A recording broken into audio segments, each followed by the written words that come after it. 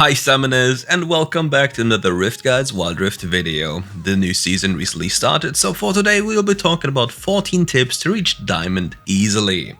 If you want to be among the best players, then make sure to watch the video. Let's start with the first tip.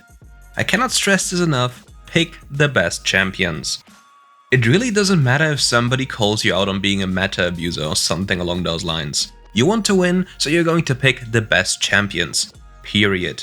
They are insane in terms of individual strength and only grow stronger once you master their kit and mechanics. And if you don't know what to play, you're more than welcome to check out our newly released tier list after the video. You can expect very controversial placements there, but we'll be more than delighted to tell you why we put the champions in the tiers they're in. But before you jump the gun and judge it, go give these champions a shot. Our members have been positively surprised as to how well they're performing in their games. Before we move over to the next tip, don't forget to like and subscribe for more content updates. With that done, let's get to our question of the day. What is your favorite role to play and why? Let me know in the comments below. The next tip might appear a bit odd, but surely makes a big difference. Drop your ego.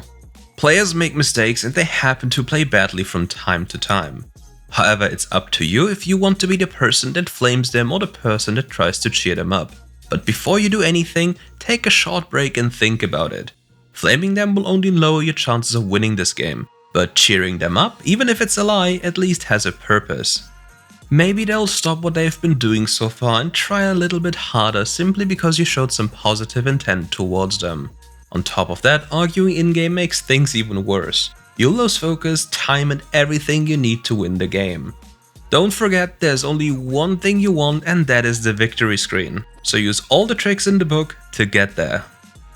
Being proactive is something that a lot of people still shy away from. If you want to climb, you have to be different from the people in your current elo. Just following what they're doing isn't going to cut it. Make your own conscious decisions and coordinate with your team to make them do some work for you. More important than that is that you have to find opportunities. Just winning your lane is not directly impacting the entire map yet. Look for options, be it rotations, dives, ambushes or even split pushing. Surprise the enemy and be a step ahead of them at all times.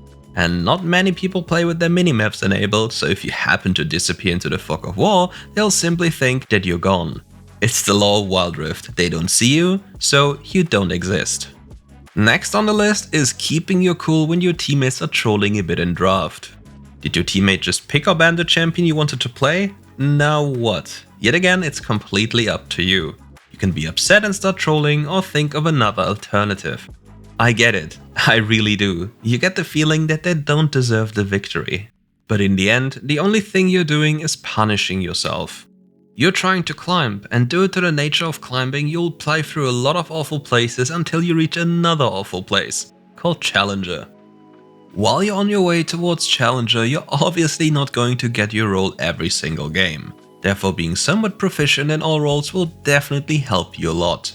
For this, I'd recommend a small champion pool that consists of easy teamfight oriented champions. In the jungle, just pick up Nunu, and for the Baron lane, something like a Garen or a Malphite.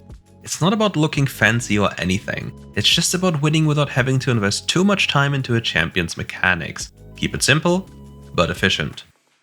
Next up is something that is going to increase your chances of winning immensely.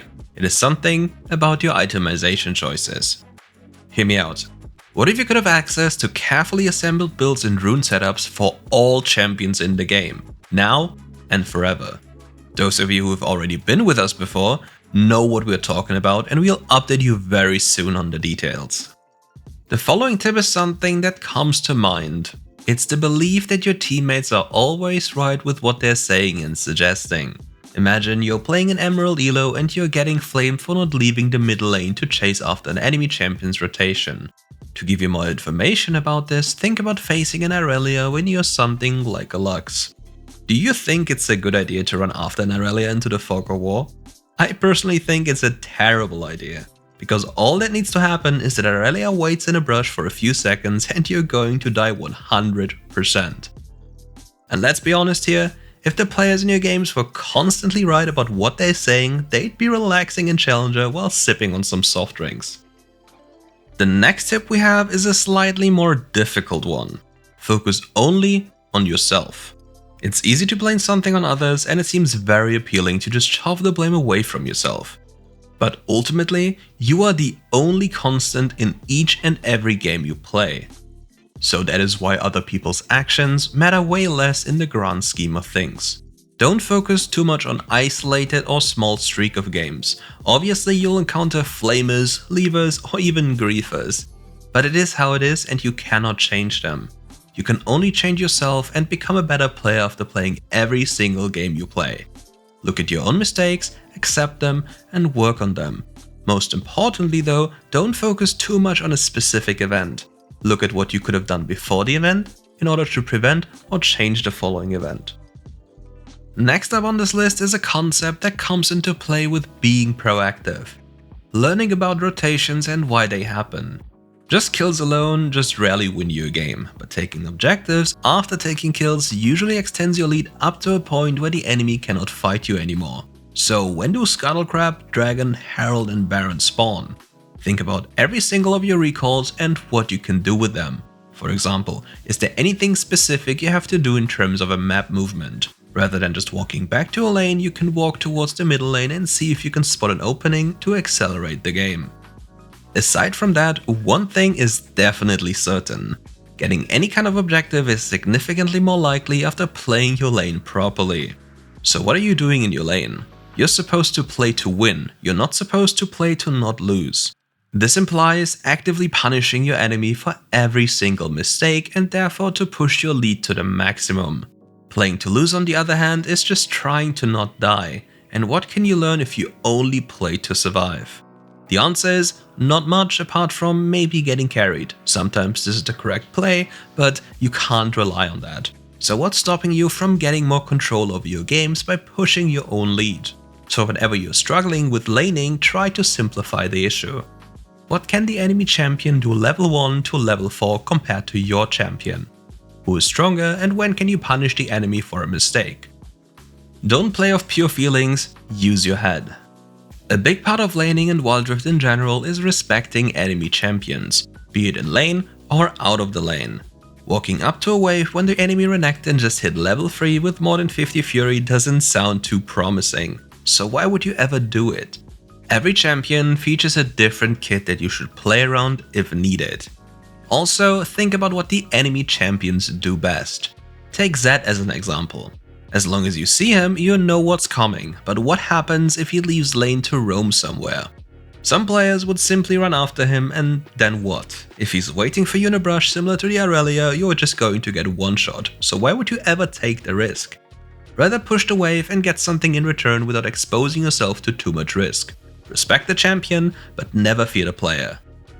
The following concept is relatively close to tip number 10, but not entirely the same. When you play WildRift, you want to get as much information as possible before you commit to a dangerous play. Where is the opposing jungler and the rest of his team? How many people can you beat at the same time and who is a threat to you? Think of those questions and work on a few more that help you understand the flow of the game better. Do me a favor and don't just flip the coin and rather become consistent.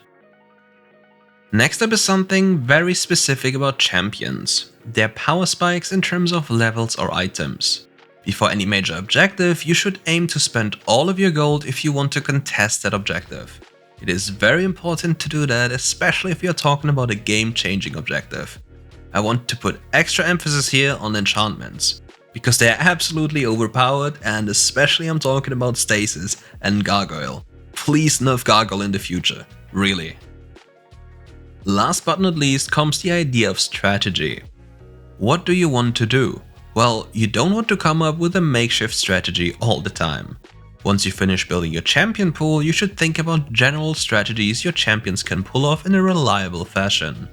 This way you're aiming for consistency rather than constantly putting yourself in a spot where it comes down to highlight plays to make the difference. Don't forget the following sentence. You don't have to outplay your opponent mechanically if you're just smarter than him. Make the right decisions and identify your champions and their champion's goal. Once you find out what they like the most, you may work on something that they'd absolutely hate. For this, please don't shy away from trying new things out. You might find something that is absolutely broken in certain situations. And that wraps up today's video. Thank you all for watching, and if you enjoyed the content, make sure to drop a like and hit subscribe for more upcoming RiftGuides content. Wait, you want even more? No problem, then check out our Discord in the description below. See you there.